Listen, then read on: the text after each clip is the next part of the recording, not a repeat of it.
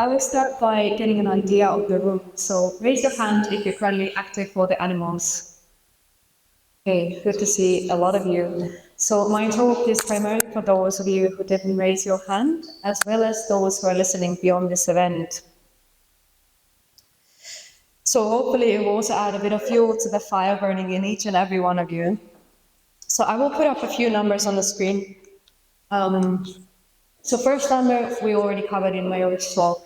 It's the number of individuals who live on land, non-humans, slaughtered per year. Who can tell me what the second number stands for? MX. That's right, yeah. So individuals living in the sea. So it is between 2 and 3 trillion, because we don't know, because we don't measure them as a singular, unsubstitutable entities that they are, but we measure them by the weight of their dead bodies. So another slide with a couple of numbers. 1.1%. Who knows what it stands for? That's right, yeah, that's correct. And what about the bottom one? 0.01%. Number of acres. Where? So that is the percentage here in our city in Edinburgh. That's based on 50 activists that are attending the events regularly. In Glasgow, it is 0.005%, okay? So who here thinks, looking at these numbers, that we're currently doing enough for the animals? And by we, I mean the members of the oppressor species. So looking at these numbers, we should hold ourselves to account as much as we hold those to account who exploit others. All the questions that we have for non-vegans, we should also be asking from ourselves and our community. My talk will go through a few of these questions. These are the questions that I wish someone confronted me with before I became active. The main thought guiding our thinking and our actions should always be placing ourselves in the victim's position. The whole talk could essentially be summarized in one line. If you are vegan, but you're not active, what are you doing? However, I will give you a longer version of it.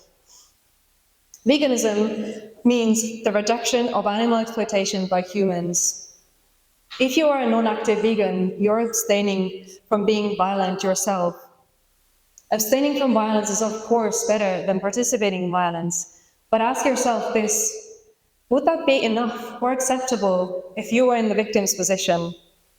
If you were in their position, would you want people to just stop harming you, or would you want people to liberate you? If you were being tortured, killed, would you consider it acceptable that someone's response to this abhorrent injustice against you is buying foods that imitate your flesh? Or would you want them to crash in, liberate you, make their voices be heard as loud and as vocal as they possibly can, so that everyone knows what you've been through, what you're going through, and who exactly is harming you? Doing no harm is a non-action, it is passive. Buying a bean burger does not lead to the liberation of animals.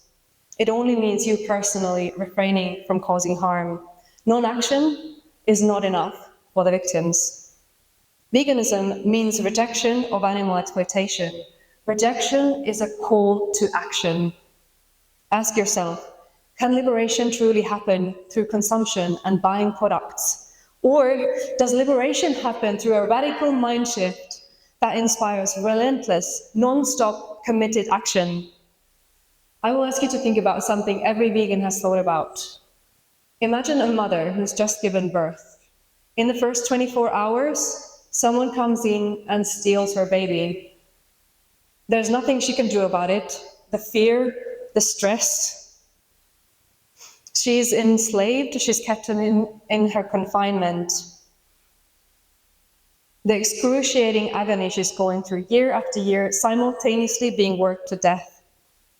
Is it enough for that mother if we feel pain for her? Is it enough for that mother if we feel sorry for her? Or is the only appropriate response to stand up and do something about it? Our cries and our feelings don't create change. Only actions create change.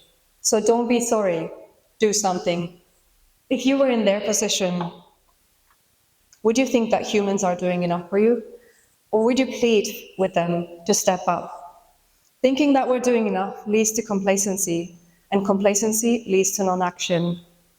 Until even just one victim remains in one cage, we are not doing enough for that person. The day when we will have done enough is the day when the last cage is empty. Your thoughts and your actions, your self-growth, your mental well-being, and the way you prioritize your energy, effort, and time are within your circle of control. You have the power and capability for infinite growth, including building your confidence and skills. You have the power to improve your mental health, including building resilience and acceptance. You have the power to choose where you spend your time, energy, and effort. With that power and capability also comes responsibility. If you were in the position of the 92 billion enslaved, tortured, and murdered animals, how would you want everyone to act who is free? How would you want people to act who have the power over their time, energy, and effort? If you were in their position, you would probably want the following: for people to speak up for you as effectively, as frequently, and for as long as possible. There are people out there who do activism every single day or most days. For most of us, that's not a viable option. So the question then becomes, how much can you do? What is the optimal level or form of activism for you?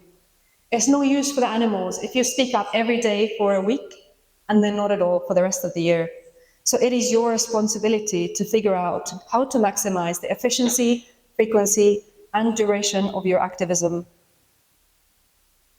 There are many famous vegan activists out there who will tell you you should stick to what you're comfortable with doing.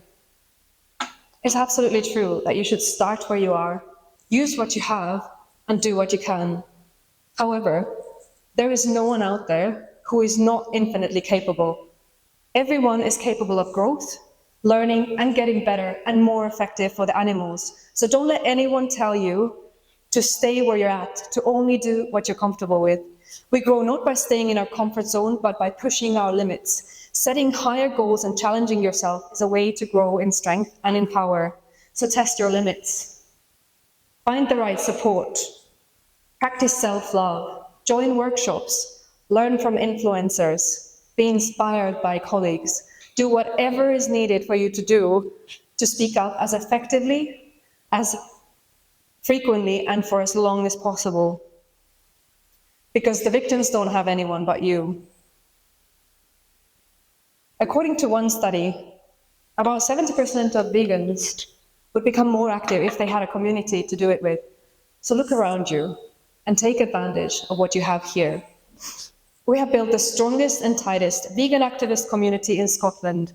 Based on our current stats, we are converting 1,000 individuals a year to go vegan. The only primary purpose of this community should be to get everyone to be as active as they can. If you're based in a city that doesn't yet have the community, create it. Do not sit around waiting for someone else to do the job. The animals cannot wait for us to sit around wishing for things to happen. So take charge, make the connections, learn from other communities. You will be surprised how many people are willing to jump on board when you have created the platform to also speak up for animals. It's everyone's responsibility to create these spaces. So don't wait for others, start now. If you were in the animal's position, how fast would you want people to start speaking up for you? Would you want them to start at some point in the future, or would you demand them to start immediately? There is never a convenient time to take on another activity. Life is always busy and challenging and full of things needing our attention. There is never a perfect time, so start today. Remember, this is a matter of life and death. Your voice is desperately needed right now for the innocent being slaughtered every single second. They have no one else to speak up for them but you. Their lives depend on you. When confronting a non-vegan and speaking up for the animals, you're likely to be the first and the last person in their entire lives who has questioned what they're doing, who has challenged their murderous and speciesist mindset. You're likely to be the only person who has told them that what they're doing is wrong. This is a moral urgency. So don't delay it. Start immediately.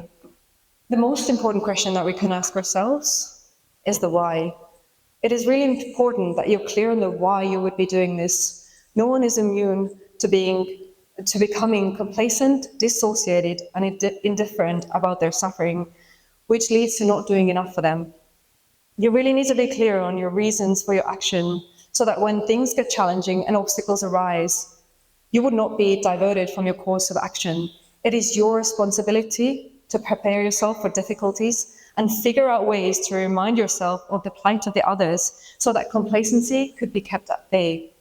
So rewatch the documentaries, listen to inspiring talks, witness the stories of the survivors, use introspection on what kind of person you want to be. Do whatever is needed for you to do to remember the plight of the others. Ask yourself this: what would you tell a non-vegan who tells you that they're aware of the suffering, but it's easier to dissociate from it and continue living life as they always have? Would you accept any reasoning they offer for their continuous exploitation of others? Just like there is no excuse for exploiting others, there is no excuse for not standing up for them. Just like with the solid reasoning that allows you to never divert from veganism, it's possible to find a solid reasoning that allows you to never divert from activism, as is demonstrated by thousands of our colleagues globally. It happens through the heart and the mind, and no one will do that work for you. It is on you. Vegan activism is a moral imperative. You have one life and one opportunity to do something powerful for the victims. Do not miss it. When you look back on your life someday, feeling the pain for the victims, do you want to wish that you would have done more? Or do you want to look back thinking you gave it your all, that you are the reason why animals will be liberated? Which part in history do you want to play? The part that watches this most horrible injustice from afar and in complacency? Or do you want to stand on the side that fights with every single mental, physical, and material resource that they have to demolish this oppression forever? The time of staying still and being quiet is over. We are no longer small. We are no longer weak. We are in the millions around the world. We must align our actions with our values. If we want a vegan world, we must demand it. Nothing less than taking action is good enough for the victims. They need us to be loud, strong, united, smart, and relentless. The possibility of a violence-free world, a vegan world, is out there. It is within your reach. Don't just wish for it, work for it. No one is going to hand it to you. It is up to you to create it, to believe in it, to make it. Even if you might never see that day yourself, your actions will be why animal oppression will end someday. So start now and never stop until every cage is empty. Thank you.